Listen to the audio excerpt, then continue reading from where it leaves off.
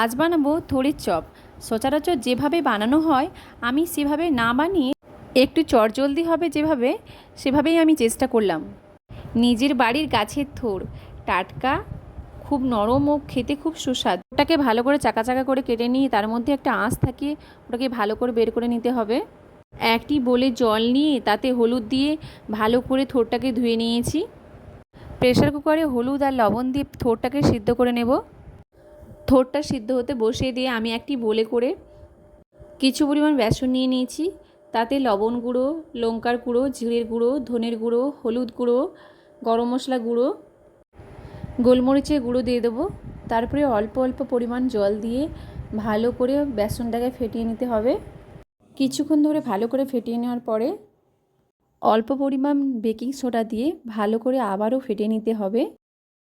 এক একে থোড়গুলো দিয়ে ভালো করে বেসনের মধ্যে ডুবিয়ে নেব। কড়াইতে তেল দিয়ে তেলটা ভালো করে গরম করতে দেব। তেল ভালো গরম হলে চপটা ভালোভাবে ফুলবে এবং মুচমুচে হবে, খেতেও খুব ভালো হবে। একে একে সবগুলো থোড় পরপর করে দিয়ে দিলাম। উল্টে পাল্টে 4-5টা ভেজে নেব, কারণ সব পাশটা যাতে ভালো করে ভাজা হয় সেদিকে লক্ষ্য রাখবো।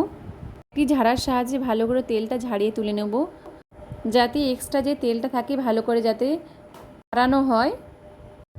বর্ষার বিকেলে এরকম লাল লাল গরম গরম চপ সাথে একটু সস দিয়ে পরিবেশন করলে বিকেলের আড্ডা ও গল্প একটু বেশিই হয়ে যায়।